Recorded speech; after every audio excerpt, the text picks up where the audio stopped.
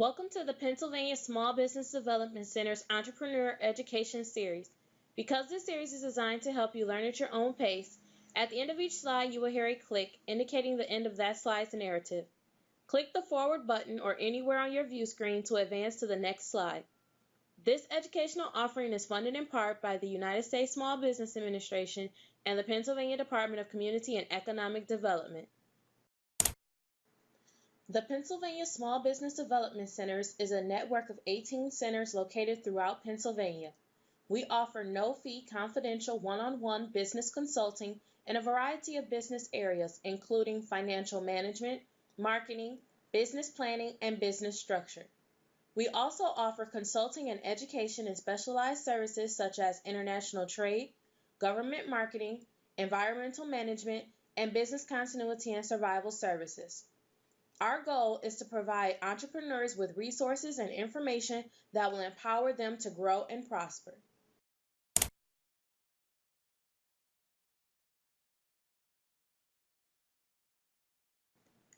This webinar series is designed to prepare you to enter the world of entrepreneurship.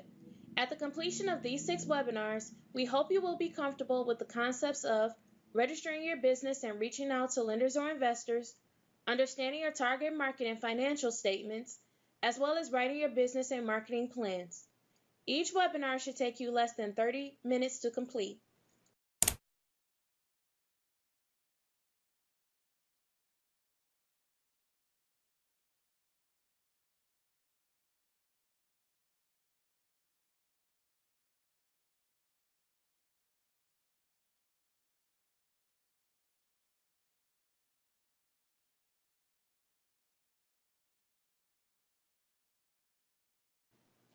Once financial statements are solid and clearly depict potential success revealed by market research, it is time to compile your business plan.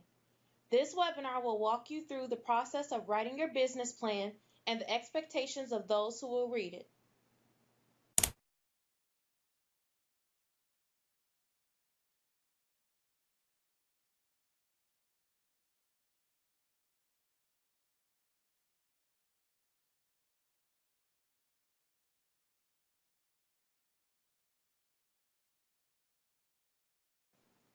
Investors are flooded with thousands of requests for funding which they have a very limited time to consider.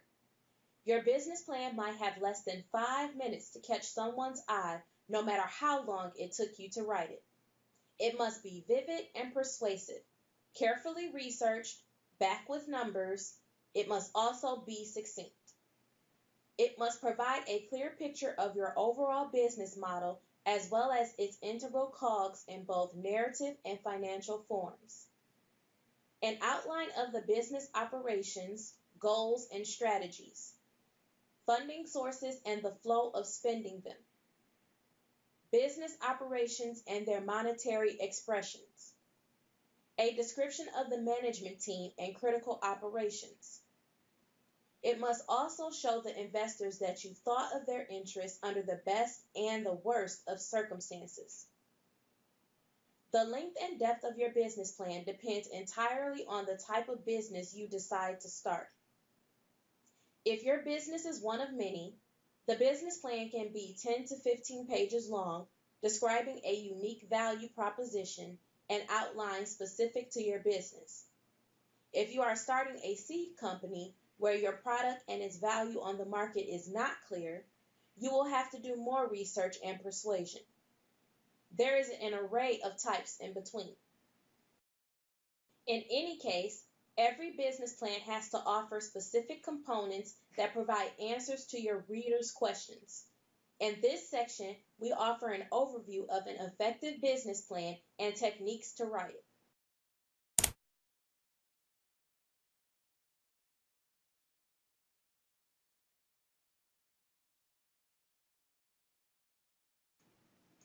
The first glance of any experienced business plan reader goes over the executive summary section.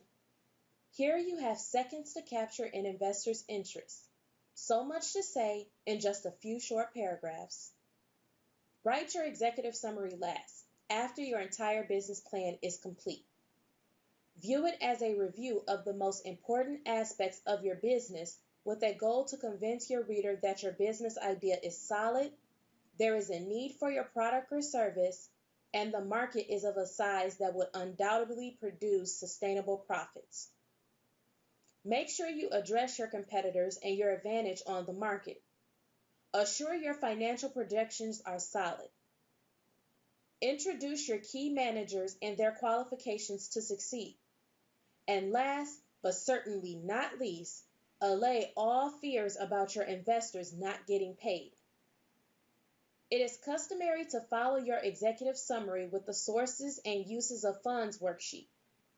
This document gives your reader a quick feel of the expected contribution of all parties and your spending plans. The company description in its expanded version must be accounted for in your business plan. Here, you tell the story of your business, its name and location, mission and vision, the value it adds to the market with its product or services, its short-term goals, and long-term strategies. It is prudent to address legal structure and ownership of your business, as well as the key leadership and essential personnel and their contribution to its success and growth. You may choose to make it short and businesslike or descriptive and lively. It depends on your business personality. The result of your market research must be carefully laid out in this section of your business plan. It is important to be realistic and convey all findings. This will show your prospective investor that you did your homework, considered all known risks, and are willing to take them. One of the more scientific methods of justifying your market readiness is to balance your strengths and weaknesses as well as the external opportunities and threats. The research results of your market, its demographics, size, and trends, as well as its competitive environment, are essential ingredients to the formulation of your marketing strategy and budget. One of the more vital details that will answer any investor's questions are the sales projections and the way you derive them. This section of your business plan is always considered by funders. An understanding of your market and the ability to cater to it is critical in securing potential investment. The operations and management section of your business plan should show the skeletal and muscular structure of your business. It is all about people and resources and your ability to manage effectively. Here, a reader would expect to see the names and qualifications of key personnel and their place in the organizational structure. Salaries, benefits, equity, if members, are also to be addressed here. Management structure and style, important policies and procedures, the role your organization plays in the community, and all organizational aspects you consider pertinent are to be addressed in this section.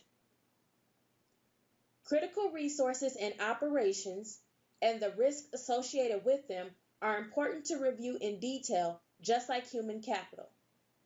In addition to learning about the essentials you will need in order to operate your business, your potential investors need to know the perceived and real risk you identify. It is an invaluable exercise for every enterprise to prepare for business disruptions, as many do not recover if unprepared. Contingency planning is also important to funders, as they need to know that their capital rests in responsible hands. Strategic goals and their timelines belong in this section. A company picture is incomplete without the direction it is taking in the long run.